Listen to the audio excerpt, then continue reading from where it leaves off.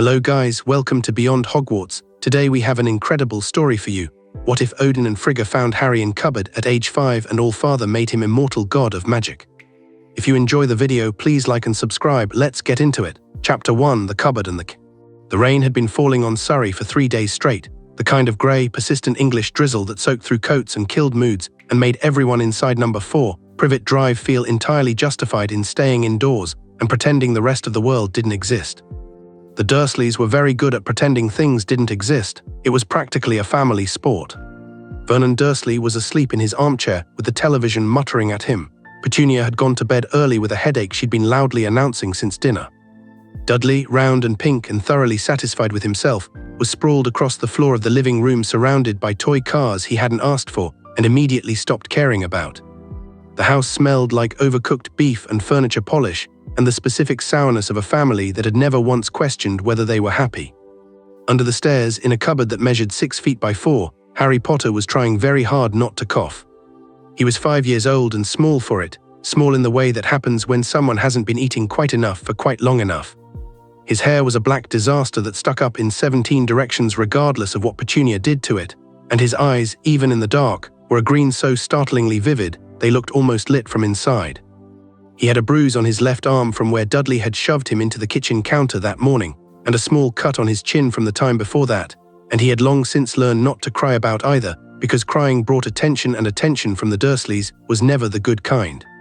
He had a blanket. It was thin and smelled like the mop they kept in here with him, but it was his. He had a broken toy soldier Dudley had thrown away. He had on the wall beside his cot a small spider that came back every time Petunia killed it, and Harry had named her Margaret and considered her a friend. He was 5 years old and this was his whole world, and some distant, stubborn part of him that the Dursleys had never quite managed to reach kept whispering that this wasn't right. That somewhere, somehow, things were supposed to be different. He pulled the blanket tighter and listened to the rain. Odin All-Father did not travel to Midgard frequently. When he did, it was never announced, never ceremonious, and always for reasons he kept largely to himself. Tonight he wore the shape of an old man in a grey coat with a wide-brimmed hat pulled low over his one eye, and he walked the wet streets of Little Winging with his hands clasped behind his back and the unhurried pace of someone who had been walking since before the island of Britain existed. Frigga walked beside him. She had chosen a long dark coat and wore her hair down, and she looked, to any passing eye, like someone's elegant grandmother out for a late-night stroll in the rain despite all sense. She was not looking at the street. She was looking inward, the way she did when her Sather was reaching, searching, reading the threads of the world the way other people read words on a page. They had come to Midgard because Odin had felt something 3 days ago, a pulse, deep and resonant, like a bell struck once at the bottom of a very deep ocean. It had come from the south of England, and it had the specific texture of raw magical potential, uncontrolled and enormous, the kind of thing that happened when a child with extraordinary power experienced extraordinary fear or pain. He had felt it from Asgard. That was not normal. That was, in Odin's considerable experience, essentially unprecedented.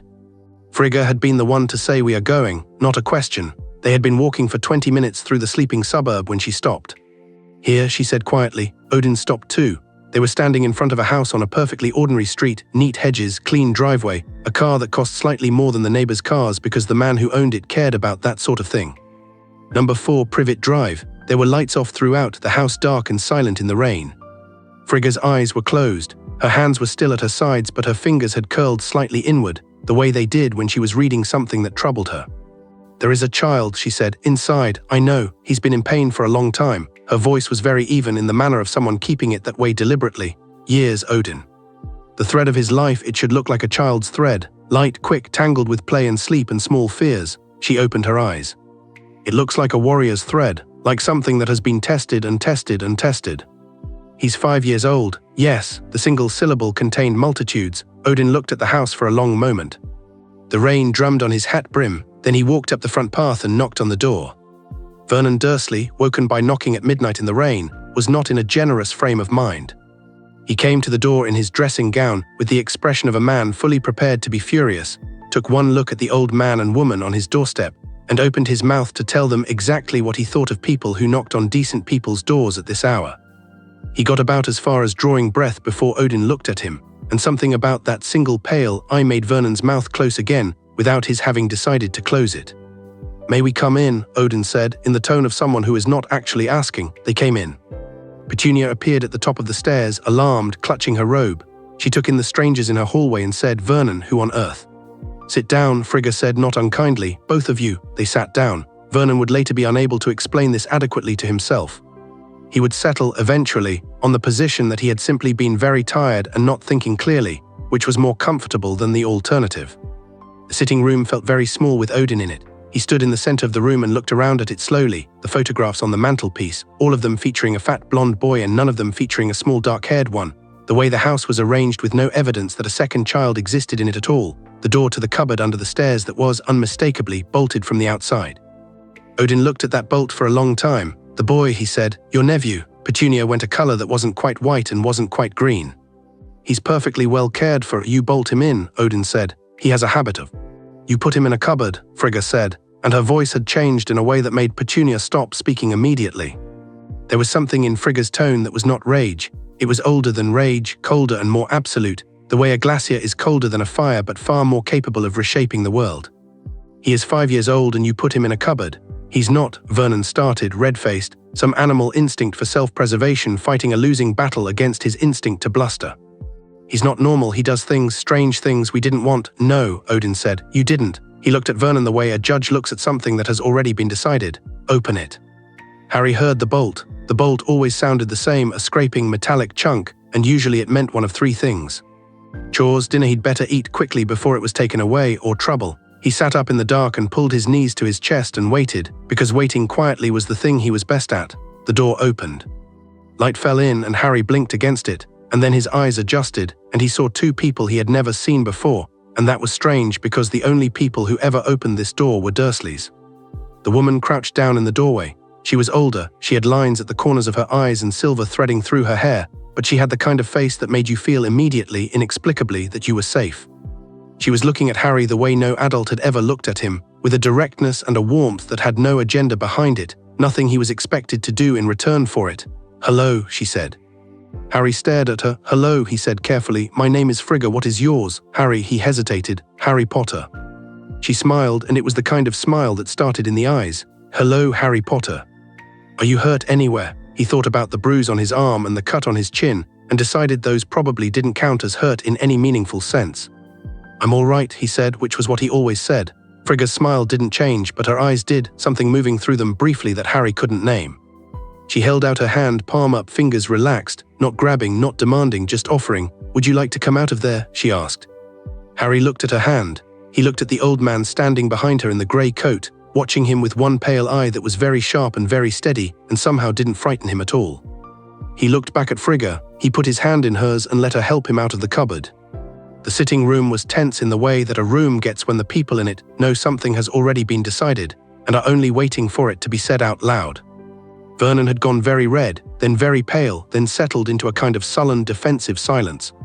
Petunia was perched on the edge of the sofa with her hands clasped together so tightly her knuckles were white, watching the door. When Harry came into the room between the two strangers, she flinched, very slightly, and then looked at the wall. Harry noticed. He always noticed things like that. He just usually didn't think about what they meant. He looked up at the old man in the grey coat, who was now looking down at him with an expression Harry couldn't entirely read. It wasn't the way adults usually looked at him, impatient or dismissive, or that particular look Vernon got that meant problem. It was more like the way someone looks at something they've been searching for, assessing but not coldly. "Curious but not cruelly. You have been here since you were very young," the old man said. It wasn't quite a question. "Since I was a baby," Harry said. "Uncle Vernon says my mum and dad were," he stopped. He'd learned that finishing that sentence upset people, or made them angry, or made them use a tone of voice he didn't like. "They died," he said simply. "Yes," the old man said. "They did. You know nothing about why." Harry shook his head. The old man was quiet for a moment, then he said, "Things happen to you. Things that can't be explained." Harry went still. This was the dangerous topic. This was the thing that got him locked in the cupboard for days at a time, that made Vernon go purple and Petunia go thin-lipped and cold. Strange things. Things Harry didn't mean to do and couldn't stop and didn't understand. He looked at his feet and said nothing. "Harry," the old man's voice was not gentle exactly, but it was not unkind. It was direct, the way a door is direct. You either walk through it or you don't. "Look at me." Harry looked up. "The things that happen," the old man said, "are not wrong. They are not freakish. They are not something to be ashamed of. They are power. Enormous power in a very small person. Something shifted in that one pale eye. I have felt power before. I have measured it and studied it and wielded it for longer than this country has existed. And 3 days ago I felt yours from the other side of the sky. The room was absolutely silent except for the rain on the windows. Your name is Odin, Harry said, and had no idea why he said it or how he knew it, only that the knowing arrived fully formed the moment he looked at the old man's face, as if the name had always been there waiting. Odin looked at him for a very long moment, something that might on a face less composed have been surprise moved across his features and was gone. Yes, Odin said, it is. Vernon made a sound that was trying to be a laugh and not quite getting there. This is absurd. You're not going to stand there in my house and tell me you're. You will be quiet, Odin said without looking at him, and Vernon was. Frigga had settled onto the sofa and drawn Harry to sit beside her, and she had, at some point in the last few minutes, taken his hand again. Harry was acutely aware of this because no one held his hand. No one sat next to him like that, close and warm and unbothered by his presence. He kept waiting for her to move away, and she kept not moving away. Here is what will happen, Odin said, and now he was looking at Vernon and Petunia with the full weight of his attention, which was not a comfortable thing to be looked at with. The boy will come with us tonight. Petunia opened her mouth. You will not argue, Odin said. You will not contact authorities. You will not speak of this to anyone. And before you attempt to raise any objection based on law or propriety or the arrangements your people made regarding his care, and here something moved in the grey coat, some shift of presence that made the room feel suddenly much smaller. I am older than the concept of law. I am older than the word propriety. I place the stars your astronomers use to navigate. The arrangements your kind made are of considerably less significance than you appear to believe. Petunia had gone completely bloodless. Vernon's mouth was open. He is my nephew, Petunia whispered. Lily's boy. Lily's boy has a bruise on his arm and a cut on his face and he sleeps in a cupboard, Frigga said, and the warmth was still in her voice but it had steel beneath it now, absolute and immovable. You have had 5 years to be his family. You chose not to, so now someone else will. Harry sat very still beside Frigga and listened to all of this and felt something happening inside his chest that he didn't have words for, something loosening. Some long-held, never-quite-named tension beginning very cautiously to unwind. Can I bring Margaret? He asked. Everyone looked at him. My spider, he said. She lives on the wall. She keeps coming back when Aunt Petunia kills her. He paused. I think she might be magic too. Frigga looked at him for one full second and then she laughed, bright and genuine, and the sound of it in that tight, sour, rain-soaked room was the most startling thing Harry had ever heard. Like someone had opened a window. Yes, she said, we'll bring Margaret. They left number 4 Privet Drive at midnight and Harry Potter never went back. He was carrying almost nothing. He had almost nothing to carry. Frigga had found him a slightly better blanket in the airing cupboard, and a change of clothes in a bag Petunia had provided with the specific mechanical efficiency of someone trying very hard not to feel anything. The toy soldier was in Harry's pocket. He had carefully transferred Margaret from the wall to a jar with holes in the lid. They walked down Privet Drive in the rain, the old man and the woman with the lined, kind face, and the small dark-haired boy between them. Harry was wearing a coat that was too big for him because all his clothes were too big for him, and he kept having to push the sleeve up, and the wet pavement reflected the streetlights in long orange streaks, and it was nearly 1 in the morning and Harry had never in his life felt so awake. Where are we going? He asked. Somewhere better, Odin said. That's not very specific. Odin glanced down at him. Something that was almost distantly amusement moved across his face. No, it isn't. Are you actually a god? Yes. Harry considered this for a moment. Are you going to make me do chores? You may be assigned duties in time, Odin said. But you will be fed properly first and sleep in an actual bed. That sounds all right, Harry said. Frigga squeezed his hand. He didn't pull away. They stopped in the middle of the empty street and Odin reached into his coat and produced what looked like a very ordinary walking staff, except that it wasn't. It hummed faintly the way power lines hum, and when Odin struck it against the ground, the sound it made went somewhere much further than the wet pavement of Surrey. Close your eyes, Frigga said quietly to Harry. The first time is a bit disorienting. Harry closed his eyes. He felt the world shift, not unpleasantly, more like the moment a lift starts moving, that brief unmooring, and then the rain stopped and the air changed, and when he opened his eyes again the suburban street was gone. He was standing in a hall the size of a cathedral, lit with fire in iron brackets along walls of hammered gold. The ceiling was so high he couldn't properly see it. There were tapestries depicting battles between things that weren't quite human, and the floor was stone polished so smooth it was like dark water, and the whole place smelled like metal and lightning, and something vast and clean that he had no word for. Harry stood very still and looked around and breathed, and felt the power of the place pressing gently against him like warm water, and thought, oh. Because his whole body recognized it. The magic in him, the strange, uncontrollable, frightening thing the Dursleys hated, was leaning toward this place like a plant toward light. Like it had been waiting. "Welcome to Asgard," Frigga said beside him. "It's very big," Harry said. "Yes." "Is it always this gold?" "Largely," Harry nodded slowly. Then he said, in the tone of someone trying to be polite about something that is genuinely a lot, "I think I need to sit down." They gave him rooms that were 3 times the size of the Dursleys' entire house, which Harry found alarming and said so, and then Frigga showed him the smaller set of rooms adjoining her own chambers that were warmer and less overwhelming, and he chose those without hesitation. He slept in a real bed for the first time he could remember and woke up in gold morning light with Asgardian sunlight coming through stone windows, and spent a full minute completely convinced he had dreamed the whole thing. Then he sat up, saw Margaret's jar on the bedside table and the 2 big coat folded on the chair, and accepted that he had not. Life on Asgard in those first weeks was its own particular kind of overwhelming. It was loud not in the way of shouting or argument, but in the way of a place where things were constantly happening, where warriors trained in the yards below his window from before dawn, where servants moved through marble corridors at speed, where guests arrived from other realms and feasts happened without much notice, and the whole palace seemed to operate at a volume that Privet Drive, with its careful quiet and its rules about being seen and not heard, had not prepared him for. Harry adapted the way he adapted to everything by watching first, for a long time until he understood the shape of things. He learned that the warriors bowed to Odin but regarded each other as equals in the yard, and that respect there was earned with a sword and not with a title. He learned that the servants were not frightened the way he'd half expected. They moved through the palace with confidence and a sort of professional dignity that impressed him. He learned that the feasts were genuinely for everyone, and that he was expected to sit at the main table and eat as much as he wanted, which remained a concept he had to remind himself was real every single time. He learned about 3 days in that Odin and Frigga had 2 sons. Thor arrived first, or arrived again properly, with Harry actually present and paying attention. He was enormous in the way that large dogs are enormous, all presence and noise and warm unself-conscious energy, and he looked at 5-year-old Harry and grinned the way a person grins at something they have immediately decided they like. "So you are the boy father brought from Midgard," Thor said, settling onto a bench in the training yard and squinting down at Harry with something that was more enthusiasm than scrutiny.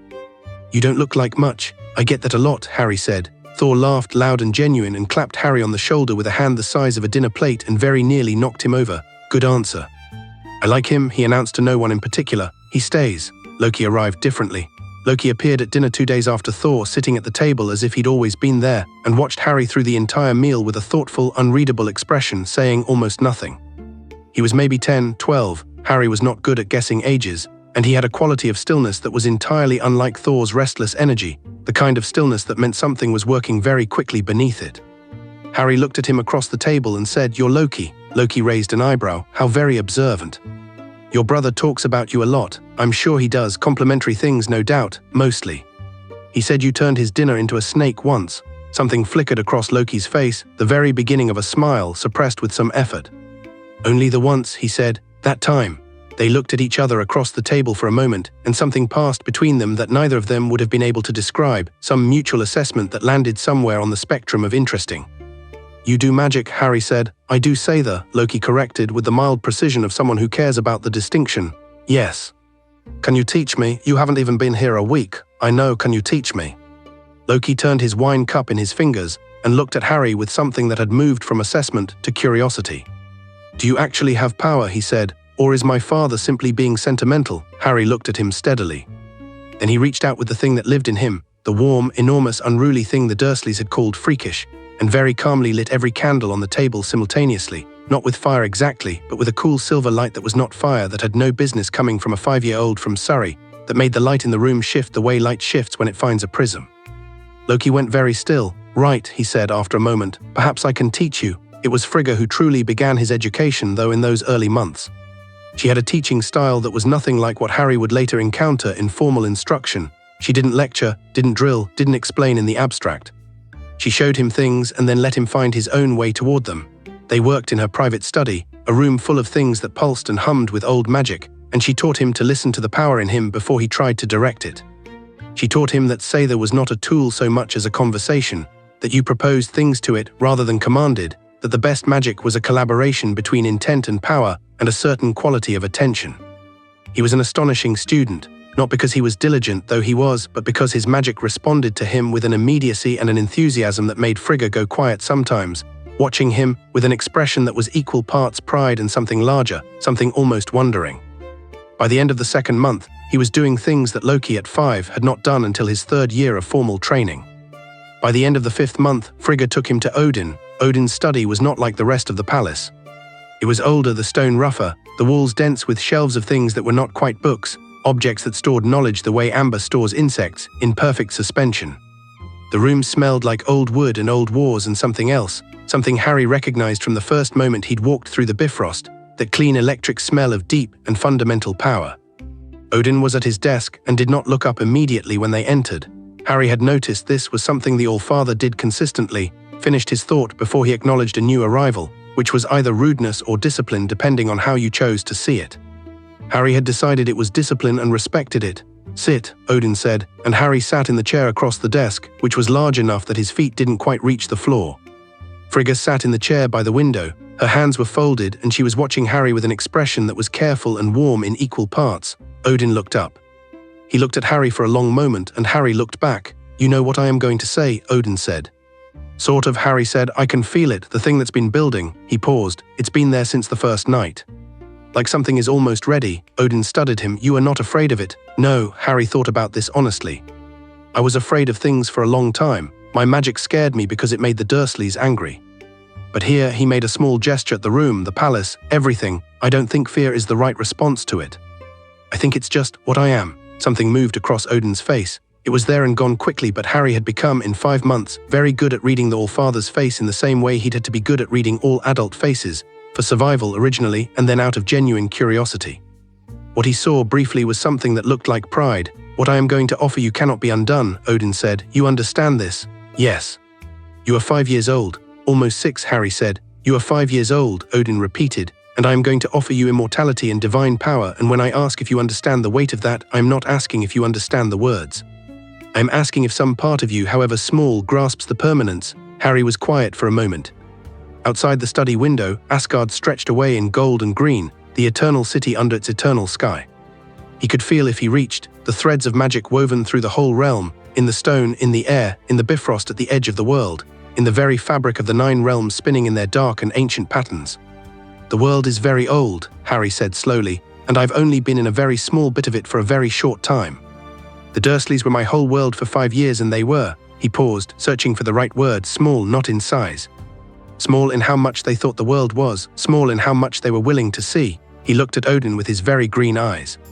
"I don't want to be small like that. If there's more, if there's a whole universe more, and magic that goes all the way down to the bones of everything, I want to be part of it properly. Not as a visitor, not as something borrowed." He settled in his chair. "I understand it won't be undone. I think that's fine. I don't particularly want to go back to being the boy in the cupboard."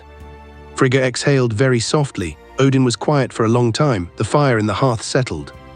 Outside, somewhere distant in the city below, someone was laughing. Then Odin rose from behind his desk, and he was no longer an old man in a grey coat. He was the All-Father, King of Asgard, the god who had hung from Yggdrasil for 9 days to understand the runes, who had traded an eye for wisdom, who had shaped the fates of realms before this child's ancestors had language for fate. He was old in a way that wasn't grey hair and lined faces, old in a way that was weight and light simultaneously. He placed his hand on top of Harry's head. What happened next was not painful. That was the thing Harry would always remember, that he'd half expected it to hurt, the way dentists say this might pinch and then it does, only much worse. But it didn't hurt. It felt more precisely like every door in a very large house being opened at once. Like taking a full breath when you hadn't realized you'd been breathing shallowly your entire life. Like the universe expanding to accommodate him. The silver light he'd been making since his first week on Asgard went everywhere at once, filling the room, and it was not silver anymore but gold-white, the color of the space between stars, and for one full incandescent second Harry Potter was the most luminous thing in the oldest palace in the 9 realms. Then it settled. Came back to him, into him, arranged itself differently, deeper, more structured, like water that has found its proper vessel. Harry sat in the chair with his feet still not quite reaching the floor and breathed. "How do you feel?" Frigga asked. Harry took stock. He felt the palace, the whole of it, the way you feel a room when your eyes adjust to it in the dark. He felt the city. He felt distantly and enormously the shape of Asgard itself. He felt the magic in everything, the way you feel temperature, constant, present, informational. "Bigger," he said. Odin sat back down, and the room was just a room again, and he looked at Harry across the desk with the full weight of a decision that had just become permanent. "You will train," Odin said. Say that with your mother, and he said it naturally, as if it were already settled, and perhaps for him it was, because Frigga's breath caught and Harry felt something behind his sternum go very bright and quiet. Say that with Frigga. Combat with the warriors, history and lore with me. You will not skip lessons because you find something more interesting to do. You will not use your power carelessly. You will not, and here, very briefly, something that might have been dry humor moved across the All-Father's face, turn anyone's dinner into snakes, no matter who suggests it is a good idea. That was one time, Loki's voice said from somewhere outside the door. Go away, Loki, Odin said without raising his voice, a pause. The sound of footsteps retreating, unhurried, entirely unconcerned. Harry looked at the door and then back at Odin and pressed his lips together against something that was very close to a grin. What am I? Harry asked. If I was made a god, what kind? What's the… He searched for the word Frigga had used, the domain. Odin looked at him for a moment, then he said, the same as it has always been in you. What it was before I touched you, only now with room enough to grow. He paused.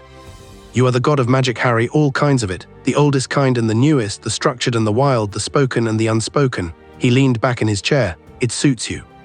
Harry thought about this. Can I still keep Margaret? He asked. Frigga laughed again. It still sounded like a window opening. Harry decided he was going to make her laugh as often as possible. Yes, she said, the spider stays. The years that followed were the kind that are difficult to describe in sequence, because they were too full, too layered, too made up of small moments and large ones tangled together. They were sparring in the training yard with warriors twice his size, and winning not with strength, but with a nimbleness and a magical creativity that frustrated and delighted in equal measure. They were long evenings in Frigga's study, two people who both loved magic sitting across from each other developing a shared language for it. They were arguments with Loki that went on for days and ended, most of the time, in begrudging mutual respect and occasional laughter. They were Thor throwing an arm around his shoulders and dragging him to feasts and introducing him to everyone as my brother with an uncomplicated, generous certainty that Harry would never fully get used to and never stop being grateful for. They were Odin not often, but with the specific rarity that gave it weight, sitting with Harry in the evenings and telling him the history of the 9 realms, not the cleaned-up ceremonial version but the real one, complicated and sometimes brutal and full of choices made under terrible circumstances by people trying to do the right thing and not always managing. Teaching Harry that power without context was just another word for catastrophe, teaching him to think. Harry was not a patient student. He was too curious, too impatient, too inclined to follow a thread the lesson wasn't currently on. But he was an engaged one, and in the end that mattered more. He learned everything, he questioned everything, he grew. By the time he was 10 years old, he had been on Asgard for 5 years. He had studied every tradition of magic Frigga could find material on. He had read everything Odin had on human magical traditions, which turned out to be substantial. He had learned that there was a world he'd originally come from where people with magic formed their own separate society, with schools and rules and politics, and that somewhere in that world there was a school called Hogwarts that taught young witches and wizards from ages 11 to 17. He had also learned from those same texts about a prophecy, about a dark wizard named Voldemort, about a boy who was supposed to defeat him. He was sitting in the library with the relevant documents spread around him when Odin came in and sat down without preamble. You found it, Odin said. You knew about it, Harry said. Not an accusation, just a statement of fact, offered in the flat, steady tone of someone who has had 5 years of practice reading the All-Father. Yes. That's partly why you came to Midgard that night. Odin was quiet for a moment. I came because I felt your power. Everything else was additional information. Harry looked at him, but Odin agreed. Yes, there were other considerations. Harry was quiet for a moment. Outside the library window, the eternal Asgardian afternoon went about its business, golden and enormous, and profoundly unbothered by the politics of the wizarding world. He thought about a prophecy written about a boy in a cupboard, a boy who was supposed to be a weapon, shaped and hidden and deployed at the right moment by people who were very confident they knew what the right moment was. He thought about a very old wizard in Britain who had, according to everything Odin's texts described, been carefully managing the pieces of this particular game for decades. He thought about what it meant that he'd been taken off the board. Dumbledore, Harry said. He is aware you were removed from the Dursleys' care, Odin said carefully. He is not aware of your current circumstances. He'll figure it out eventually, probably. He had a plan for me, Harry said. He had a plan for the boy in the prophecy, Odin said. I'm not certain the boy in the prophecy still exists in the form he was planning for.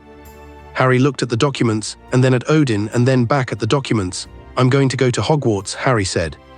Odin did not look surprised. Are you? Yes, not because Dumbledore wants me to, not because of the prophecy. He set the documents down with the neat, deliberate care of someone making a decision. Because it's where I'm from. Because there are people there, people with magic, and most of them have no idea that any of this, another gesture, the Asgard gesture, the everything gesture, exists. And because whatever Voldemort is, he's still out there and people are still afraid of him, and I'm not." He looked up. "I'm not afraid of him." "No," Odin said, "you're not. So I should go." Odin studied him across the library table for a long moment, this boy who was 10 years old and who had the eyes of someone who had been paying very close attention for a very long time. This child who was also now something very old, this god of magic in a child's body, growing into himself 1 year at a time. "You'll go at 11, Odin said, "not before 1 more year." "1 more year," Harry agreed. Odin stood and paused at the door and said without turning, "When you go, you will not go as a frightened child hoping to be overlooked. You will go as what you are." Harry looked at him. "And what I am," Harry said, "is not something the wizarding world has a category for yet." "No," Odin said, "it isn't." He left and Harry sat in the library with the Asgardian afternoon pouring gold through the windows and the documents about prophecies and dark lords spread around him. And he smiled, not the careful, hoping not to be noticed almost smile from the cupboard, but a real one, full and unhurried and entirely unafraid. Outside, somewhere in the palace, Thor was laughing at something too loud and Loki's voice rose in response, sharp with wit, and Frigga's calm correction cut through both of them, and the palace smelled like old stone and lightning, and somewhere someone was cooking something that smelled extraordinary. Harry Potter, god of magic, sat in the library and was, for the first time in his life and with the full knowledge of what it meant, completely and utterly at home. Chapter 2, The Boy Who Wasn't Supposed to Be Like This. The Hogwarts letter arrived on a Tuesday. Harry already knew it was coming. He'd known the date, the general form of it, had read Odin's texts on wizarding tradition thoroughly enough that the arrival of a tawny owl dropping a cream-colored envelope on the breakfast table in Frigga's morning room was more confirmation than surprise. He picked it up, broke the wax seal, read it once, and set it down beside his juice. Across the table, Loki watched him with the particular quality of attention that meant he was waiting for something interesting to happen. "Well," Loki said. "It's addressed to Mr. H. Potter," Harry said, "which is already technically wrong." "You're going to cause problems for these people," Loki said, with what sounded very much like satisfaction.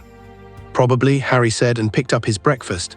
Frigga came in from the adjoining room, looked at the letter on the table, looked at Harry eating calmly, and sat down with the expression of a woman composing herself for something.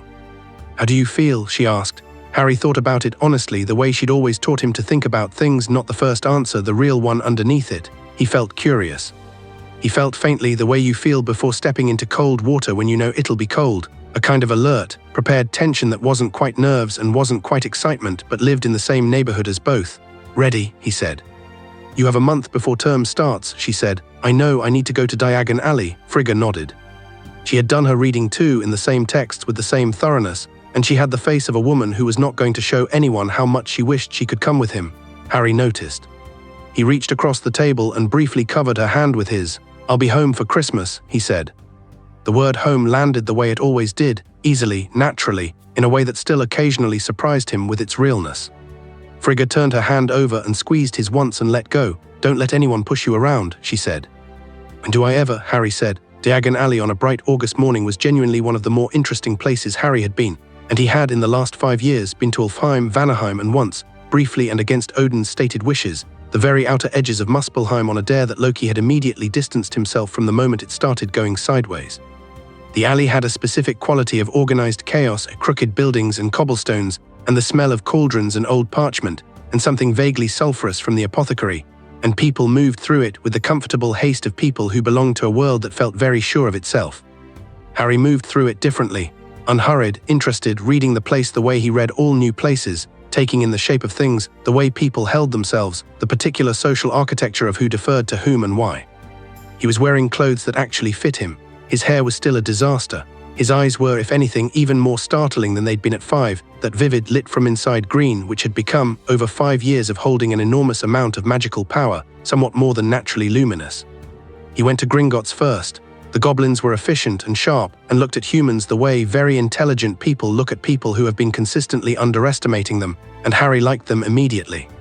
He was polite, direct, and asked sensible questions, and the goblin who managed his vault, who had clearly been prepared for a wide range of 11-year-old behavior and had been preparing his patience accordingly, became measurably less clenched as the interaction went on. "You're not what we expected," the goblin said at one point, not quite a question. "I get that a lot," Harry said. His parents' vault was substantial.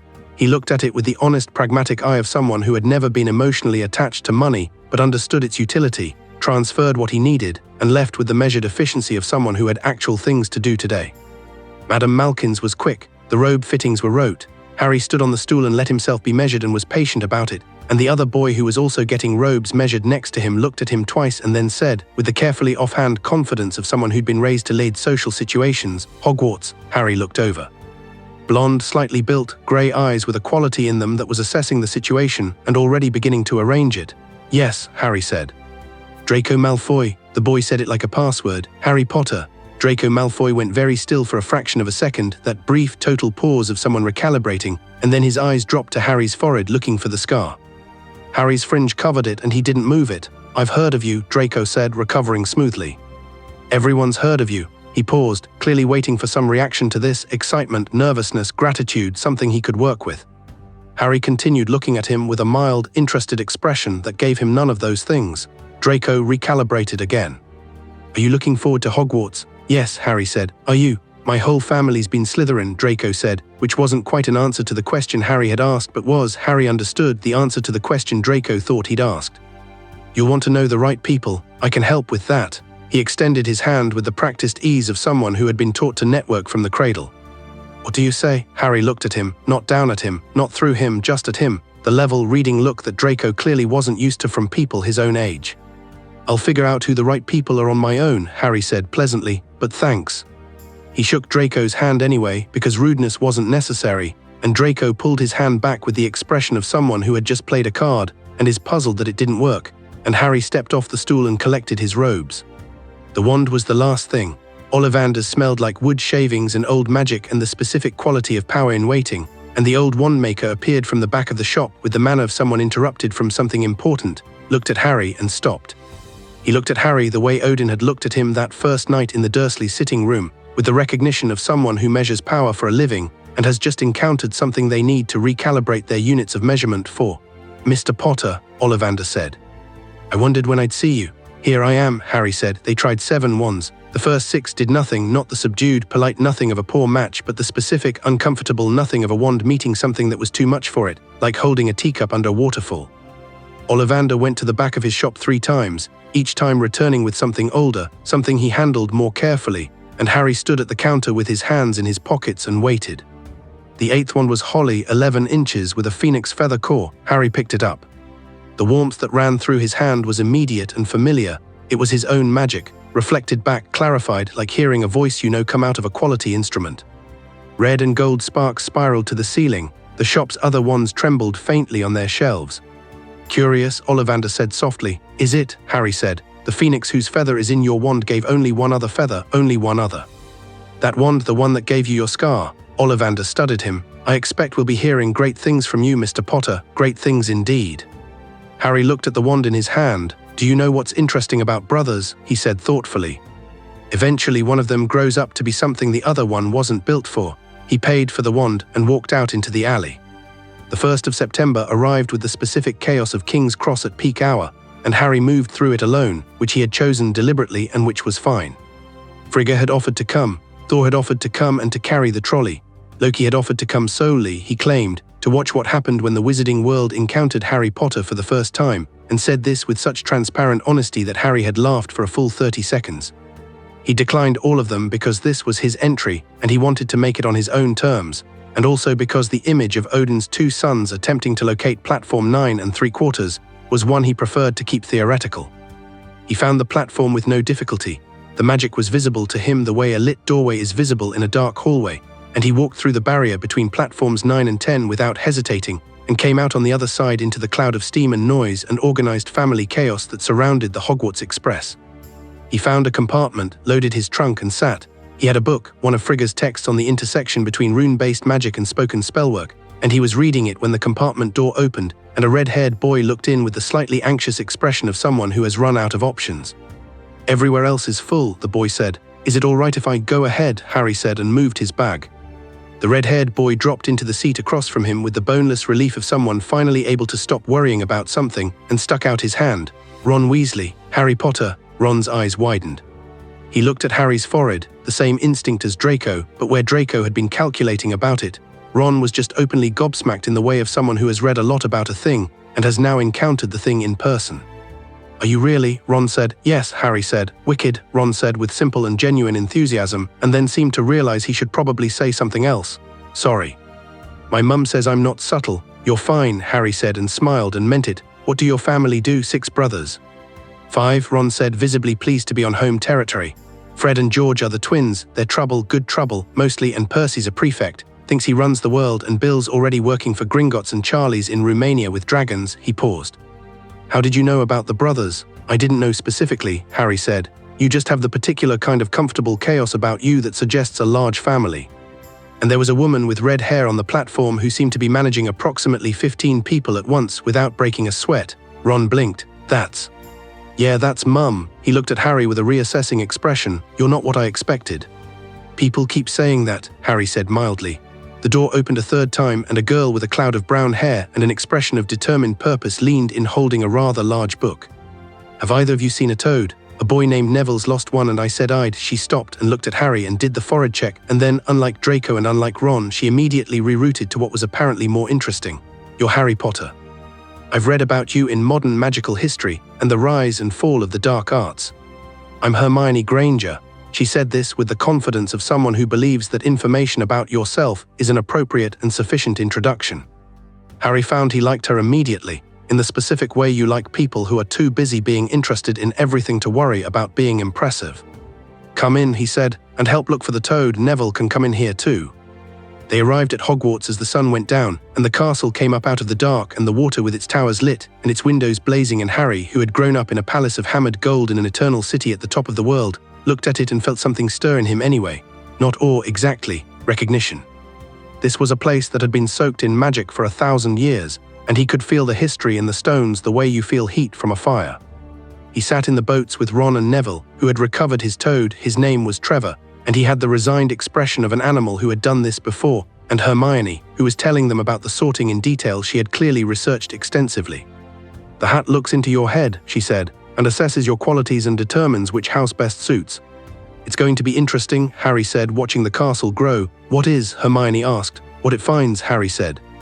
She looked at him. He was watching the castle with an expression she couldn't quite categorize, something thoughtful and faintly amused. You don't seem nervous, she said. I'm not, Harry said. She was quiet for a moment. I am, she said, with the careful honesty of someone who doesn't usually admit to things like that. You'll be fine, Harry said, looking at her directly. You know more about this already than most of the students who have been here a year. The hat's not going to find much to debate. Hermione blinked. Do you really think so? Yes, Harry said simply and turned back to the castle. The great hall was 4 tables and 1,000 candles and a night sky overhead that wasn't a ceiling. Harry looked at it and thought, Frigga would like this. He looked at the enchantment above, complex, layered, beautifully maintained, and for a moment he simply appreciated the craftsmanship the way you appreciate a good piece of music. The first years lined up. McGonagall stood at the front with the sorting hat on a stool, her expression the practiced neutral of someone who has done this enough times to be unshakable, and she watched them file in with sharp eyes that paused briefly on Harry. He watched her notice him and watched her process the noticing. He had learned to read faces well enough to catch the micro-expression, recognition, then something else, something that was a question forming. Because Harry did not look like what anyone had been expecting, he stood in line with his hands in his pockets, upright at ease, with that stillness that people who carry a lot of power often develop, not the stillness of someone trying to be invisible, but the stillness of someone who simply doesn't require constant motion to feel certain of their place. Abbott Hannah, the sorting began. Harry waited. Granger Hermione, Gryffindor almost before the hat touched her head. Longbottom Neville, Gryffindor after a pause that looked like a negotiation. Malfoy Draco, Slytherin instant the hat barely seated. Potter Harry. He walked up and sat on the stool and Professor McGonagall lowered the hat over his head and the hall went, quite literally, silent. Even the ghosts stopped their drifting. The inside of the hat was dark and it smelled like old wool and there was a voice in it, not loud but very present, and it said, "Good heavens," which was not how Harry had understood the sorting process to begin. Interesting, the hat continued, in the manner of a librarian who has been handed something that doesn't fit any of the existing cataloging systems. I have been sorting students for 1,000 years. I have never, not once, encountered anything quite like. Take your time, Harry thought at it pleasantly. You're not worried, the hat said. No, most students are terrified, I know, what are you? The hat asked, and it was a genuine question, not rhetorical, not the hat doing its job, but the hat being genuinely curious. God of magic, Harry said, but also just a person. The two aren't mutually exclusive. There was a pause. Then the hat said, with what sounded almost like it was choosing its words carefully, "Any house would benefit from you. Ravenclaw would love your mind, Slytherin would use your ambition, Hufflepuff would value your loyalty, Gryffindor would." "Where do you think?" Harry said. "Gryffindor," the hat said, "not because you're brave in the simple sense, but because you're the only student I've ever sorted who was not, even slightly, afraid of me." "Gryffindor," the hat announced. The Gryffindor table erupted. Harry took the hat off, set it back on the stool with a nod that the hat received with something that might have been dignity, and walked to the table. He sat down next to Percy Weasley, who was already extending a hand with the bearing of someone whose job it was to welcome new students. "Percy Weasley, Prefect Ron's brother," Harry said, shaking his hand. "He's told me about you." "Well done on the prefect badge." Percy looked mildly flustered in the specific way of someone who wanted to make the impression and has now had the impression made for them. "Thank you, yes, welcome to Gryffindor." From down the table, the twins were looking at Harry with identical expressions of delighted assessment. One of them pointed at Harry and made a thumbs-up gesture. Harry returned it, and at the staff table, Albus Dumbledore was watching Harry Potter with his hands folded and his half-moon glasses catching the candlelight, and his expression was the most composed expression in the room, which was how Harry knew it was the most complicated one.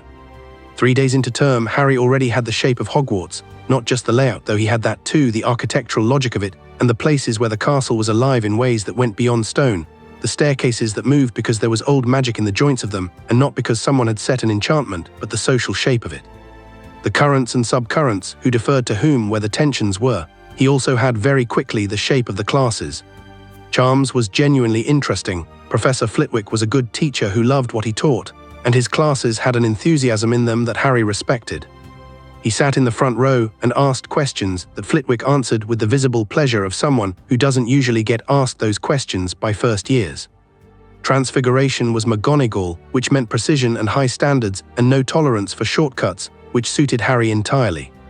On the second day, after the class had spent 20 minutes attempting to turn a match into a needle, McGonagall asked for a demonstration of what they'd been trying. Harry looked at his match and did something slightly more complicated than what she'd asked for, because it was available to him and he was curious.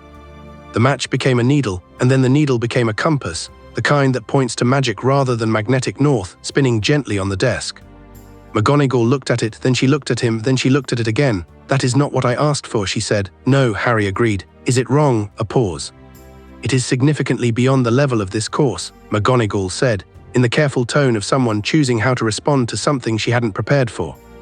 "It is not wrong." Another pause. "Can you explain the theory?" He explained it. She asked 3 follow-up questions.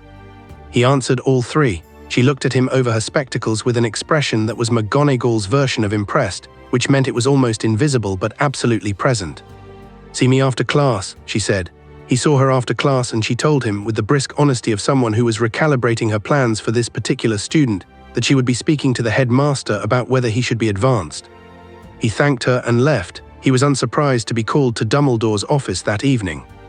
The headmaster's office was full of things that worked on him like a low-frequency hum, silver instruments on every surface, all of them quietly moving, and portraits of previous headmasters doing a very poor job of pretending to be asleep, and Fawkes, red and gold on his perch, who looked at Harry with enormous dark eyes and made a sound that was less a bird sound and more the musical equivalent of "oh, interesting." Harry looked at Fawkes and Fawkes looked at Harry, and both of them seemed fairly happy with what they found.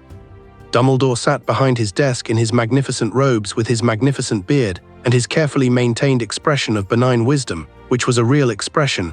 Harry didn't think he was performing it, not exactly. It was more that the benign wisdom was true, and the careful management of it was also true, and both those things occupied the same face simultaneously. "Harry," Dumbledore said warmly, "please sit down, lemon drop." "No, thank you," Harry said, sitting.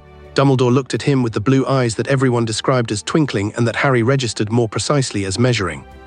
"Minerva tells me you produced a remarkable piece of transfiguration today." "It wasn't complicated," Harry said. "I was curious." "Indeed," Dumbledore steepled his fingers. "I hope Hogwarts has been welcoming so far." "Very much so," Harry said. "Everyone's been kind." "Good, good," Dumbledore smiled. A pause, genuinely skilled, the pause of someone who has been in enough rooms to know when to let silence do the work. "You know, I've been hoping to meet you for some time, Harry. I knew your parents, of course. Remarkable people. Your mother especially had exceptional magical talent." "I know," Harry said. "Odin mentioned her." The pause after Odin was microscopic, almost nothing. But Harry caught it, the same way you catch a single missed beat in a piece of music. "You've spent the last several years away from Britain," Dumbledore said. I confess I was concerned when I discovered you weren't with the Dursleys. They weren't very good at being family, Harry said pleasantly. No, Dumbledore's voice was careful now, the measured carefulness of someone choosing what to put weight on. I was quite surprised when I learned you had been taken to Asgard. Were you? Harry said. I tried to make contact, Dumbledore said, several times. I know, Harry said. Odin decided it wasn't the right time. Dumbledore looked at him over his glasses. Odin made that decision, and I agreed with it, Harry said. I was learning. I needed the time. Dumbledore was quiet for a moment, and in the quiet Harry could see him working through it, this boy who had been in every plan he'd ever made, an unknown he was managing at a careful distance, and who was now sitting in his chair at 11 years old, and saying I agreed with it in the tone of someone who fully expected that to be a sufficient answer. Harry, Dumbledore said gently, there are things you need to understand about your history, about what happened the night your parents died. About the nature of the threat that still, Voldemort, Harry said, and the room tense the way rooms tense when people are expecting someone else to flinch and they don't. Yes. I know about him, I know about the prophecy. He looked at Dumbledore directly. I know what you've been building toward. Dumbledore was very still. What do you think I've been building toward? A version of me who would walk into danger when you needed him to, Harry said without heat. A boy who'd been kept just protected enough to survive, but just ignorant enough to be directed. Someone with enormous power who didn't quite understand the full extent of it. He tilted his head slightly. I'm not angry about it, I understand the logic. You had a prophecy and a timeline and a threat that was going to return, and you needed a piece on the board that could finish the game. A pause. I'm just telling you that the piece you planned for and the piece who showed up are not the same piece. Dumbledore looked at him for a long time. No, he said at last very quietly, they aren't. I'm going to deal with Voldemort, Harry said. Not because the prophecy says so, because people are afraid of him and they shouldn't have to be, and because what he does is wrong and I'm capable of stopping it. He met Dumbledore's eyes. But I'll do it my way and I won't be managed. Dumbledore breathed out slowly. Fawkes made a low sound from his perch that might have been approval. You remind me, Dumbledore said, of someone who, a small smile genuinely rueful, a version of myself I haven't been in a very long time. He studied Harry. You're not afraid of me? No, Harry said. You're not frightening. You're very intelligent and very capable and you've made decisions based on what you believed was necessary. I respect that, he stood, which was his way of ending the meeting without ending it combatively. But I'm also not going to pretend I don't have opinions about how things should go. I think we can work together. I just want to be clear that it'll be as partners, not pieces. He was almost at the door when Dumbledore said, and if I disagree, Harry turned. Then we'll disagree, he said simply. And I'll still do what I think is right. I've been doing that my whole life. It's quite comfortable by now. He left. In the corridor, he let out a slow breath, not from nerves but from the specific energy expenditure of a conversation that required running on multiple levels simultaneously. Then he pulled out Frigga's text on rune magic and headed back to the common room. October came with cold and Quidditch tryouts and the specific social ecosystem of first-year Hogwarts arranging itself into its permanent configurations. Harry had become a particular kind of presence in Gryffindor that was difficult to describe precisely.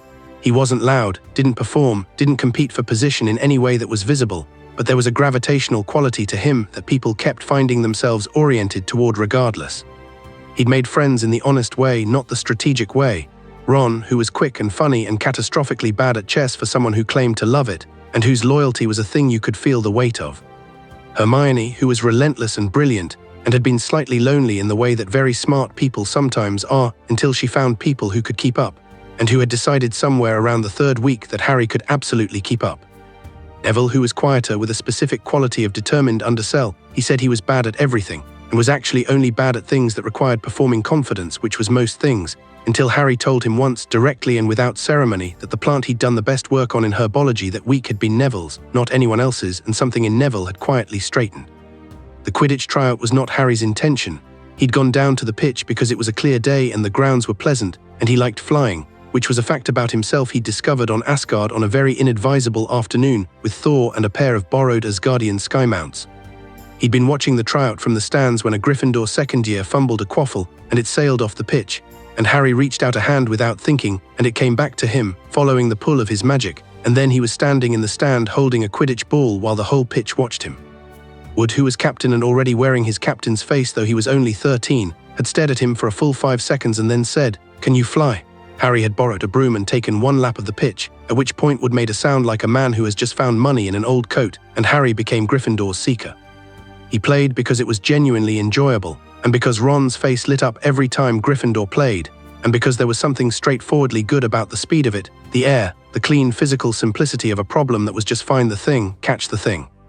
The first match was Gryffindor versus Slytherin, and the stands were full and cold and loud, and Draco Malfoy, who had made the Slytherin team on the merit of expensive new brooms his father had provided, looked across the pitch at Harry with the grey eyes of someone who had been thinking about their first-year encounter in Madame Malkin's for 2 months and had prepared something.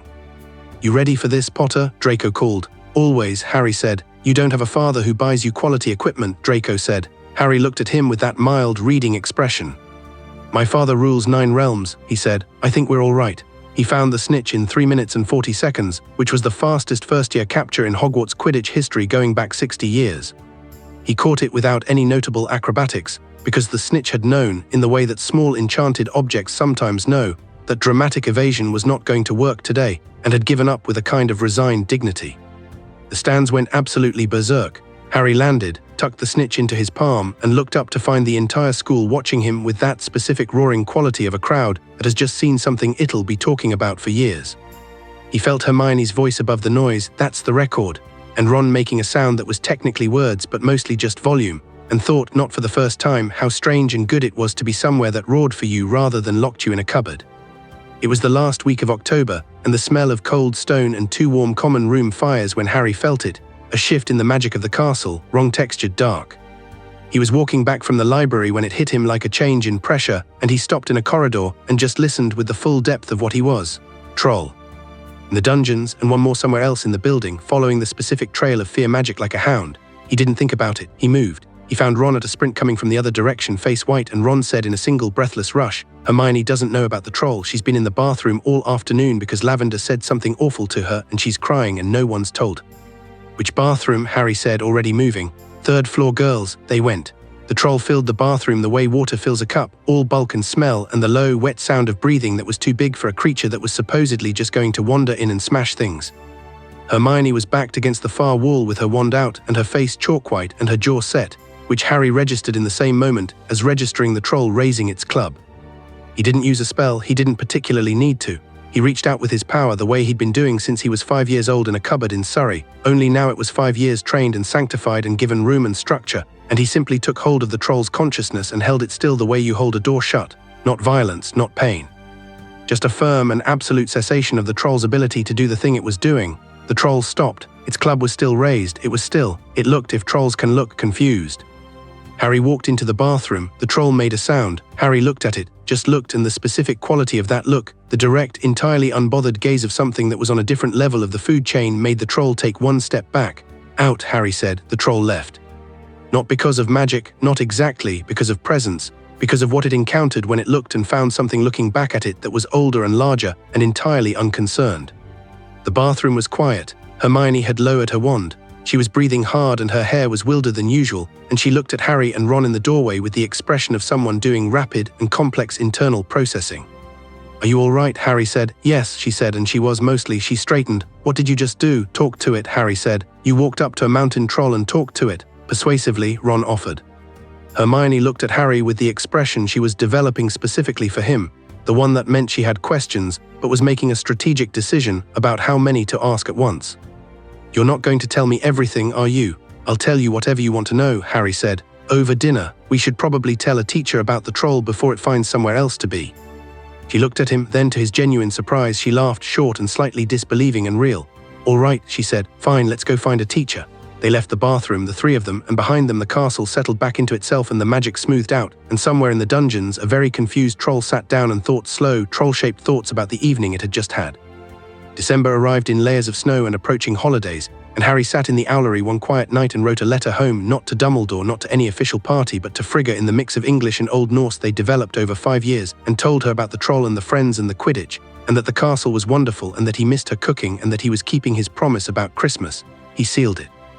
The owl, not a Hogwarts owl, but one that had come with him from Asgard, a small silver-grey thing that Loki had given him with studied casualness, and the expression of someone who was absolutely not being sentimental, took the letter with great dignity and departed into the dark. Somewhere below he could hear the castle breathing, the magic in the foundations, deep and old, the work of 1,000 years of people living and learning and growing up in this place. He could feel the 3rd floor corridor on the right-hand side, where the usual magic of the castle felt knotted and guarded, something enormous and sleeping behind it that the students were all very carefully not talking about.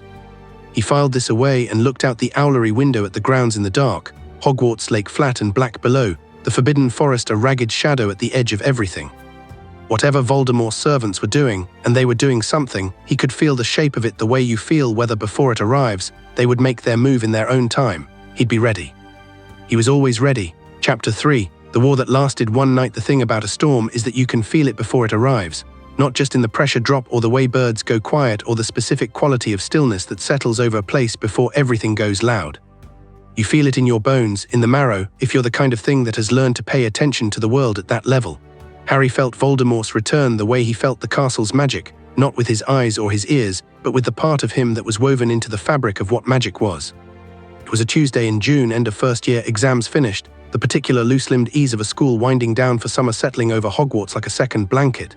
He was sitting by the lake with Ron and Hermione, Ron with his shoes off and his feet in the water despite the temperature, Hermione with a book she wasn't quite reading, and Harry with his eyes closed and his face turned up to the sky. And then something shifted, deep and wrong, a knot in the weave of magical Britain, something that had been building for months under the castle, under the country, accelerating toward a point. He opened his eyes. Harry, Hermione said. She had the book down, watching him with her particular brand of attention, the kind that registered everything. The third-floor corridor, Harry said. Ron pulled his feet out of the water. You think someone's going for it? Tonight, Harry said. Someone as in, Ron started. Yes, Harry said. Hermione's jaw set the way it did when she was afraid and deciding to function anyway, which Harry had come to deeply respect. We should tell Dumbledore. Dumbledore's been pulled away, Harry said. He hadn't specifically tracked this, but the sense of the castle told him things the way a living house tells you things, the creak of absence, the shift in the ambient magic of the headmaster's office. Gone, lured. That had been the plan, of course. Someone had been very clever about it. Someone sent him an urgent letter this afternoon. I saw the owl. Hermione and Ron both looked at him. He was already standing. Right, Ron said, getting to his feet and shoving his shoes on with the brisk manner of someone who has decided the situation warrants getting his shoes wet. Then what are we waiting for? The third-floor corridor at night was a different animal than the third-floor corridor in the day. In the day it was just a corridor with a locked door that radiated the specific magical signature of extremely discouraged, but at night the discouragement deepened into something that was genuinely atmospheric, shadows thicker than they should be, the usual background hum of castle magic lower and more warning-toned. Harry walked through it like it was a hallway. The door was locked with a charm that had been reset recently, the magical equivalent of a fresh wound, and he put his hand on it and the lock opened the way doors opened for him, the way they had since he was 6 years old and learning Sather from Frigga on a Tuesday afternoon in a room full of beautiful humming things. The dog, 3 heads, the size of a house, and so far beyond what a normal guard animal should be that it was almost philosophically funny, lunged at them when the door opened, all 3 heads leading with different angles of extremely large teeth, and Harry stepped in front of Ron and Hermione and looked at it. He didn't raise his wand. He looked at it with the level, unbothered gaze of someone who has assessed the situation and found nothing to be alarmed about, and then he reached out with his power warm and enormous and found the animal's mind, all 3 of them simultaneously, which took a fraction more concentration than the troll but not by much. The dog subsided. Not into sleep, the way the enchanted harp would have done it, into the specific, dignified calm of a large creature that has decided the person in front of it is something to be respected rather than eaten. Good lad, Harry said to all 3 heads. The one on the left made a sound that was almost a whimper of confused affection. You can talk to it, Ron said from somewhere behind him. Not exactly, Harry said. It's more that I told it we're not prey, come on. The trapdoor was open already, someone had come through before them. He went first, dropping into the dark. The chambers beneath the dog were someone's careful work and Harry respected that, moving through them with the appreciation of someone who understood what it took to build something like this. The devil's snare was beautifully maintained, and went entirely motionless the moment Harry entered it, which meant they walked through it like a garden rather than a death trap. The enchanted keys were clever, though Hermione spotted the logic almost instantly and would have solved it in minutes regardless. The chess set was Ron's, entirely and completely. Harry watched him look at the board with narrowed eyes and the specific stillness of someone who is very good at one thing and has just found their arena. Ron directed the pieces with quiet precision, sacrificing his own with a cold-eyed pragmatism that was slightly at odds with his general character, until you remembered that Ron at chess was not the same creature as Ron in any other context. Knight to g4, Ron said. Then it's done. He was right, it was. Ron, Hermione said. I know, Ron said. I'm the knight, I have to. He climbed onto the horse with the specific expression of someone who has done the maths and doesn't love the answer. Go, both of you. I'll be fine, the pieces don't actually. They very much actually, Harry said. "I'll be fine," Ron said, with the iron certainty of someone who has decided to be brave about something and needs everyone to stop giving him an opportunity to reconsider. Hermione made a sound that was several things at once, grabbed Ron's hand for 1 second, then let go. Harry looked at him. "I'll send someone for you," Harry said. "Send Madame Pomfrey," Ron said. "If you're sending anyone, send someone who can actually fix things." He grinned, slightly manic with adrenaline. "Go get him." Harry went. The final chamber was lit with purple-black fire that came from everywhere and nowhere, the kind of magical construct that wanted to feel threatening and largely succeeded. There were 12 potions arranged on a stone table with a riddled parchment beside them, and standing at the far end of the chamber, back to Harry, facing a wall of black fire, was Professor Quirrell. He turned when Harry came in. Quirrell's face was the face Harry had been watching all year, with the patient, steady attention of someone who knows something is wrong and is waiting for it to declare itself. He had the turbaned, nervous quality of someone carrying a weight they hadn't agreed to carry, and his eyes had always been slightly too careful, never landing on Harry for long, which was itself interesting because everyone landed on Harry eventually. Now the nervousness was gone, something had burned it away, or perhaps had simply been using it, wearing it like a coat. The face was the same, but the thing behind it was not. "Harry Potter," Quirrell said, and the voice had changed too, layered with something beneath it that made the purple fire lean slightly away. "Professor," Harry said. "You should not have made it through," Quirrell said, with the flat honesty of someone making an observation rather than a complaint. "The obstacles were designed to—" "I know what they were designed for," Harry said. "They were very good, especially the chess." He walked into the chamber, looking around, taking stock. "You don't want the stone for yourself?" "No," Quirrell agreed. "He does," Harry said. "The thing on the back of your head." Quirrell went very still. "I've known since September," Harry said. "The magic is detectable if you know what to look for. It's been eating you alive all year, and I'm genuinely sorry about that." He looked at Quirrell's face, the real face, the one that was still in there under everything being done to it, and he was sorry in the way you're sorry about a tool being misused, about a person becoming a vessel for something that had no right to them. "You don't have to do this." "I do," Quirrell said, and the second voice, the one beneath, said simultaneously, "He does," and the combination of the two was deeply unpleasant. "He's been in you all year," Harry said, still moving slowly, circling slightly, not toward the mirror of Erist at the far end, but not away from it either. "Since before that, maybe. He's exhausted you. He's used your hands and your voice and your face, and in return he's given you what? Proximity to power. The idea that when he returns properly he'll reward you." Harry looked at Quirrell with those very green eyes. "He won't." "Enough," the voice beneath said, and Quirrell's body moved toward him, and the purple-black fire moved with him the way a pet moves with its owner. "You are a child who went to Asgard for 5 years and came back thinking himself something larger than he is. The prophecy said a child born as the 7th month dies would have the power to defeat you," Harry said. "It didn't specify what kind." He stopped walking. "You want the stone," he said, "to return to a body, to stop being a parasite and be a person again. I actually understand that." He tilted his head. "But you've spent so many years being afraid of dying, you've become something that barely qualifies as living. And you want immortality so you can keep doing that, keep being afraid, keep making everyone else afraid." A pause. "It's a terrible use of eternity." "Kill him," the voice said, and Quirrell raised his wand. Harry had been waiting for this. The spell came fast, a killing curse, green and final, cast with the full intent of a dark wizard who had been directing death for decades, and Harry sidestepped it the way you sidestep something you saw coming from the moment it started, and the green light struck the wall and went out the way a candle goes out, complete and instant. The silence after it was very loud. "That was everything you had," Harry said, with the kind of certainty that comes from feeling the shape of what just happened. "Proper possession and a human body, and you can barely sustain a full killing curse." He reached into himself, into the warm, enormous power that had been sitting patiently all year doing homework and eating dinner and playing Quidditch, and let it surface. The chamber changed.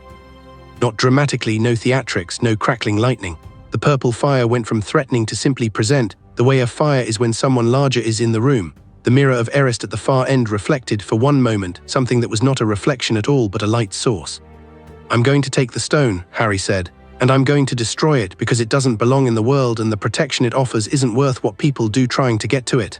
He walked toward the mirror. "And I'm going to remove you from your host because he didn't agree to what you've done to him and he deserves better." Quirrell screamed and rushed him. Harry turned and caught his wrist, and Quirrell recalled the way he'd recoiled from Harry's touch all year, and the thing that had been happening all year crystallized into understanding: Lily Potter's sacrifice, the love magic in Harry's blood, the ancient protective enchantment that made him anathema to what was wearing Quirrell's skin. He had known about this since October, had read the theory in 3 different texts, had discussed it with Frigga over a fire in the palace study, who had said, "Your mother's love is the oldest magic there is, and what lives in you through it is not something dark things can touch without consequence." He didn't just touch Quirrell's wrist, He let what he was, all of it, the boy his mother died protecting, the god of magic Odin had made, 5 years of Asgardian training and Frigga's warmth and the deep structural understanding of what magic was and could be, he let it flow like light into the contact point between his hand and Quirrell's arm. Quirrell made a sound that wasn't quite human and fell back, and the thing on the back of his head made a sound that was worse, high and thin and very old, the sound of something that had been powerful being suddenly, undeniably overmatched. No, the voice said, and the single syllable carried something that had not been in it before. Fear. Yes, Harry said. He reached not for Quirrell but past him into the construct that was Voldemort's parasitic existence, the portion of soul lodged like a splinter in this borrowed body, fed by Quirrell's life force, sustained by dark magic and the terror of others. He took hold of it the way you take hold of a knot, found its structure, found the way it was bound, and began to unravel it. It was not easy. That was the truth of it, and Harry would tell Ron and Hermione later with complete honesty that it had been the hardest thing he'd done, not because Voldemort was more powerful than him, but because the magic holding the soul fragment together was of the oldest and most desperate kind, the kind that clings because it's terrified, that resists because it has nothing else. Cutting through it was less like a fight, and more like dismantling a wall that someone has built out of their own fear, and there was something in Harry that recognized the texture of that, a boy in a cupboard building walls out of the only material available. He took it apart anyway, with precision and without cruelty, and what came loose was a sound, keening, brief, the cry of something that had chosen wrongly so many times it no longer remembered how to choose right, and then it dissipated, not destroyed. That was the important part. Harry understood, in the way he understood magical structures, that Voldemort had fractured his soul across multiple anchors, and this was one fragment of many, and what he'd just done was not an ending but a reduction, a removal of one piece from a larger terrible architecture that would need to be addressed. But Quirrell collapsed, breathing hard, and when he looked up his eyes were his own and the turban back of his head was still, and the second voice was gone. Harry caught him before he hit the floor. The mirror of Erist reflected nothing useful. Harry stood and walked to it and looked into it and saw in the glass himself looking back, but the reflection reached into its own pocket and took out a small red stone and handed it across the surface of the mirror, glass to palm, and the stone was in his hand, warm and dense with the particular kind of magic that had been accumulating in it for centuries. He held it for a moment, then he closed his hand around it and let his power run through it, finding the structure, finding the enchantment, and dismantled it with the same methodical precision. The stone went dark. It was still a ruby-red stone. It would always be that you couldn't unmake a rock, but the magic that had made it the Philosopher's Stone was gone. The immortality function dissolved at its root. Nicholas Flamel was going to be very upset. Harry had thought about this beforehand and had concluded that a man who had been alive for 600 years had had sufficient time and would manage. He pocketed the stone and went back to Quirrell and said, "Can you walk?" Quirrell looked at him with the hollow, wrung-out expression of someone returning to themselves after a long, involuntary absence. "What did you do?" "Removed your passenger," Harry said. "Destroyed the stone." He helped Quirrell to his feet. "You're going to need Madame Pomfrey. You should probably also have a very long conversation with Dumbledore, though I imagine that one will be more complicated." "I'm going to prison," Quirrell said, with the flat affect of someone who has arrived at a foregone conclusion. "Probably," Harry said, "but you'll go as yourself, that's something." He got Quirrell moving and found the way back. The hospital wing at 2 in the morning had the specific quality of all hospital spaces in the middle of the night, fluorescent adjacent light, and the smell of potions, and the slightly suspended reality of a place that exists outside normal time. Madame Pomfrey arrived with the brisk fury of someone who had been woken up and was managing it professionally, took one look at Quirrell and then at Harry and then at Ron, who was already in a bed with his arm in a sling looking extremely relieved to see them, and began doing things with the efficient precision of someone who has been presented with an unusual amount of problems and is tackling them in order of medical priority. Dumbledore arrived 20 minutes later. Harry was sitting in the chair beside Ron's bed when the headmaster came through the door, and he watched Dumbledore take in the room, Quirrell unconscious in a bed at the far end, Madame Pomfrey working on Ron, Hermione sitting beside Ron looking like someone who had been very scared and was now processing through the medium of furious planning for how to prevent ever being very scared again, and Harry in the chair, with the Philosopher's Stone's remnant on the table beside him and an expression that was entirely composed. Dumbledore looked at all of this for a moment, then he sat down in the chair across from Harry and said very quietly, "Tell me." Harry told him, all of it plainly and in sequence, without drama and without omission. He told him about sensing Voldemort's return, about the chambers, about what he'd done to the parasitic soul fragment, and what he'd done to the stone, and Dumbledore listened without interruption, which was itself a form of respect from a man Harry suspected didn't interrupt because he was processing at full speed and needed the input uninterrupted. When Harry finished, Dumbledore was quiet for a long time. "The stone is destroyed," he said at last. "Yes, Nicholas will be upset," Harry said. "I know, I'll write to him. He's had 6 centuries of life. He and his wife have had time together that most couples don't get in 1,000 lifetimes. Mortal lives are not less meaningful for being finite. That's the entire argument for why Voldemort's obsession with immortality is a philosophical failure as much as an ethical one. He looked at Dumbledore. I'll explain that to Flamel. He'll understand or he'll be angry about it, and both are fair responses. Dumbledore looked at him with the blue measuring eyes that had stopped measuring and started just looking, something more genuine in them than Harry had seen in their previous conversations. The soul fragment, Dumbledore said carefully. You know there are others. Yes, do you know how many? Not yet, Harry said. I can feel the shape of the work, the overall architecture of what he's done, but I couldn't tell you the number or the locations from here. I'll need to find them, he paused. That's next year's problem, maybe the year after. Dumbledore blinked very slightly. You seem entirely relaxed about this. It's a problem with a solution, Harry said.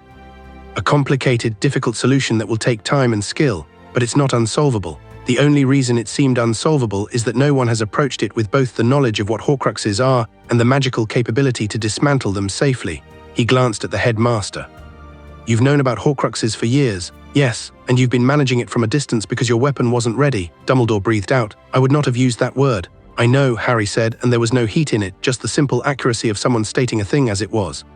But the logic holds. You needed a specific outcome and you were protecting the mechanism of that outcome. I understand the reasoning, I don't agree with the methods.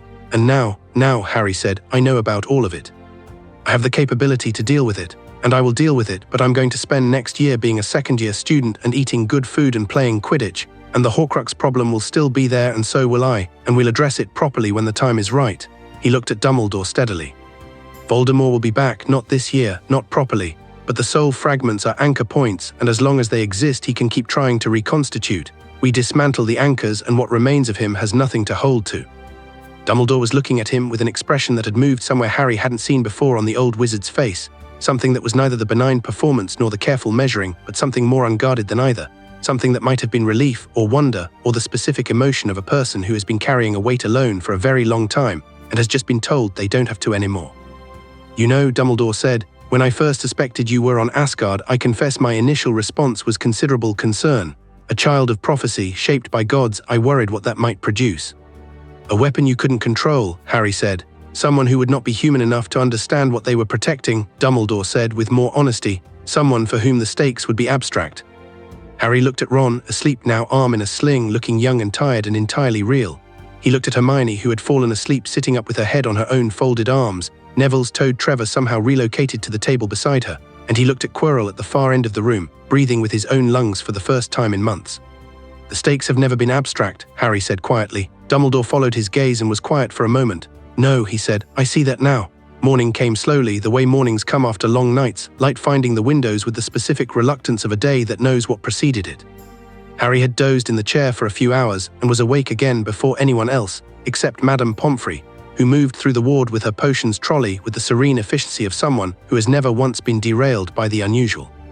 He stepped outside into the corridor while the ward was quiet. The castle in the early morning was a different place than the castle in the day, quieter in a way that let you hear the deeper sounds, the settling of old stone, the particular resonance of 8 centuries of magic conducted through the same walls and floors and corridors. He walked to a window and looked out at the grounds washed pale gold with early light. He thought about the soul fragment he'd removed. He thought about its texture, the desperation in it, the contracted quality of something that had spent decades in terror of its own ending. There had been, at the very last moment before it dispersed, a flash of something else, something beneath the darkness, so old and faint it might have been imagination, something human that had been buried a very long time. He filed this away without conclusion, because conclusions about incomplete information were how you made mistakes, and went back inside to wait for his friends to wake up. The letter home went out the next morning on the silver-grey Asgardian owl, who departed with great dignity from the owlery. Harry sat and wrote it honestly, not the summary version, not the version that left things out to avoid worry, but the real account, because Frigga would read the real account through any other version anyway, and he'd learned years ago that there was no benefit to softening things for her. He wrote about Quirrell and Voldemort and the stone and what he'd done to all three, and he wrote about Ron's arm and Hermione's face when she'd been backed against the bathroom wall, and he wrote about what it felt like to hold a piece of someone's soul in his magical grasp and feel how terribly, completely wrong it was, and he wrote, I'm not sorry for what I did.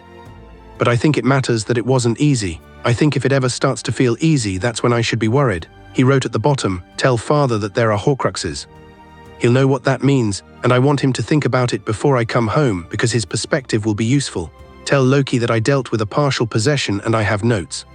He'll find that interesting. Tell Thor I won the Quidditch match and also that I fought a Dark Lord, and I think he'll want to know both with equal enthusiasm." He paused and then wrote, "I miss you. Hogwarts is wonderful, but it isn't home. Home is coming." He sealed it and gave it to the owl and watched her go. The end-of-year feast was as loud and warm as the start-of-year feast. 4 long tables covered in food that appeared from nowhere the way Hogwarts food always appeared, and Gryffindor had won the House Cup. Not that Harry had been tracking this, but Ron had been tracking it with the dedication of a man for whom this was deeply personal, and his face at the announcement was the kind of uncomplicated joy that Harry had learned to catalogue because there wasn't enough of it in the world. Dumbledore stood at the front of the hall and said the things headmasters say at the end of years, the performances, the acknowledgements, the warm general send-off. He did not mention the night's events except obliquely, referencing that certain individuals had shown extraordinary courage in the face of extraordinary circumstances and would be recognized accordingly. He looked at Harry when he said this. Harry looked back. Dumbledore gave him a small nod. Harry returned it. Something settled between them, not a resolution exactly, not the end of all tension, but a working arrangement, the kind you build between two people who are both too intelligent to pretend they agree entirely and too honest to pretend they don't respect each other. Draco Malfoy at the Slytherin table was watching Harry with an expression that had moved considerably since Madame Malkin's in August, the studied blankness of someone who had spent a year quietly revising his assessment and hadn't finished yet. Harry met his eyes across the hall. Draco looked away first, and it wasn't defeat exactly, more like the acknowledgement that this was a longer and more complicated game than he'd initially assumed. Harry thought fair enough and turned back to his dinner. The train ride home was Ron and Hermione and the entire remaining Gryffindor population of their year cycling through their compartment to debrief about the year, which was apparently a tradition Harry wasn't fully clear on, but seemed to involve everyone needing to tell everyone else the best and worst thing that had happened. Fred and George stopped in briefly and gave Harry something they claimed was experimental, and was, when he tried it, the best caramel he'd ever had. Somewhere past Bristol, Ron fell asleep. Hermione was reading. The countryside was doing that specifically English early summer thing where everything was extremely green and there was still a slight chance of rain. Harry looked at the window and thought about what came next. 2nd year, 3rd year. The Horcruxes, which he had a working theory about already based on what he'd felt in the Soul Fragment and what Odin's text said about the magic of soul division. The growing return of Voldemort's supporters, already organizing in the background, already testing the edges of a world they thought was unguarded. The slow revelation to the wizarding world that what had come back from wherever Harry Potter had been for 5 years was not what anyone had planned for. He wasn't worried about any of it in the way that people expected him to be worried about things. He was interested, which was different. He was present and paying attention and fully prepared, which was different again from worried. He thought about what Dumbledore had said, that he'd feared Harry might not be human enough to understand what he was protecting, and he looked at Ron, asleep against the window, and at Hermione turning pages with her brow slightly furrowed, and he thought about Neville's face when he was told he'd done something well, and he thought about the sound of the castle breathing in the early morning. Being a god, Harry had learned, didn't mean being separate from things. It meant being more in them, more capable of feeling the weight of them, more able to understand what they were worth. He was 11 years old and he was 5 years older than that, and he was, in some sense that didn't fit a timeline, much older than both. He was his mother's son and Frigga's ward and Odin's charge and Thor's brother, and Loki's reluctant equal who was increasingly not reluctant about it. He was the god of magic and he was Harry Potter, and he had a lightning bolt scar and a spider in a jar that had been transferred to Ron's sister's care for the school year, Ginny Weasley, who was 9, who had looked at Margaret's jar with enormous serious eyes and promised she'd be careful. He was all of those things simultaneously, and none of them cancelled any of the others out. The train pulled into King's Cross and the platform was noise and parents and owls and cats, and Harry got his trunk and stepped through the barrier onto the Muggle side and stood for a moment in the ordinary human bustle of a London train station and felt the exact weight of the world around him, its smallness and its enormousness, its complicated ordinariness. Then Odin was there, not in disguise, not as the old man in the grey coat, though he wore something that looked vaguely like contemporary clothes, and the hat was still present because the hat was apparently non-negotiable. He was standing at the edge of the concourse with his hands behind his back and his single eye fixed on Harry with the direct, assessing gaze of someone who has received a very thorough letter and has been thinking about it for several days. Harry walked to him. "Horcruxes," Odin said by way of greeting. "Hello to you too," Harry said. "I have been thinking about the implications since your letter arrived," Odin said, falling into step beside him.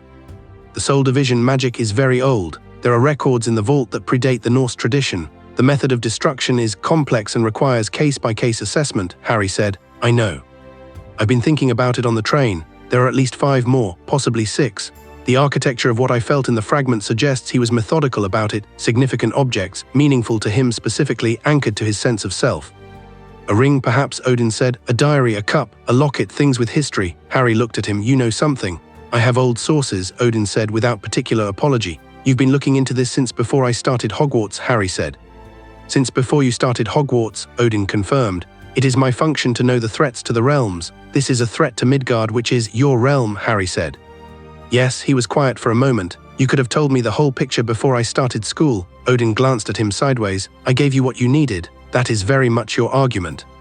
It is also correct. Harry let this sit for a moment. The honest truth was that he didn't disagree entirely. He'd had the information he needed for what he'd encountered, and the rest of it would have been context without application. He didn't fully like the managed quality of it, but he also understood the difference between management and wisdom, and Odin was usually on the right side of that line, even when he was frustrating about it. Frigga's going to want to know everything, Harry said. She already does, Odin said. Your letter was thorough. She spent most of last night talking to Hugin about it and then stayed in her study until this morning. Harry thought about this. How did she seem? Worried, Odin said, and proud. A pause, in approximately equal measure. Harry felt the familiar warmth of that and let himself have it fully, the way you let yourself have good things when you've learned that good things are real. Tell me about the cup, Harry said, and the locket if you know. And Odin told him because this was how they worked, the old king with his old sources and the young god with his direct experience, each filling in the other's gaps, walking through a London train station talking quietly about the architecture of a dark wizard's fractured soul while commuters moved around them without looking twice. Frigga would be in the palace. Thor was probably already preparing a welcome feast for reasons that had more to do with Thor's personality than the occasion demanding it. Loki would be in a library somewhere, had probably already read every relevant text and would have opinions. Home was waiting. Harry stepped out of King's Cross into the summer afternoon and pulled out the small, dark, ordinary-looking stone that had once been the Philosopher's Stone and turned it in his fingers once and then pocketed it. He hadn't destroyed it exactly. He'd removed what made it the Philosopher's Stone, but the object itself remained, and he kept it for the same reason he kept the broken toy soldier from the cupboard, which was that some things you keep not because they're useful but because they're evidence. Proof that a thing happened, that you were there, that you walked through it and came out the other side carrying your own shape. Voldemort was out there, reduced, fragmentary, furious in the way a fire is furious when it's been stamped down, not gone, not finished, but smaller than he'd been and smaller than he was going to be. The anchors would be found. They would be taken apart one by one with the methodical patience of someone who is immortal and therefore never in a rush, who is powerful enough to be careful, who is angry enough to be thorough. The people who were afraid would stop being afraid. That was the plan. Harry thought it was a good one. He looked up at the London sky, blue and specific and entirely itself, and felt the pull of Asgard through whatever cosmic geography connected this place to that one, felt the palace and Frigga's study and the training yard and the library like a warmth behind his sternum. He had been a 5-year-old in a cupboard. He had been a god for 5 years. He was 11 and ancient and present and entirely, completely unafraid. Come on then, Harry said to Odin, and they walked, and the city moved around them, and the summer opened ahead like a door nobody had bothered to lock.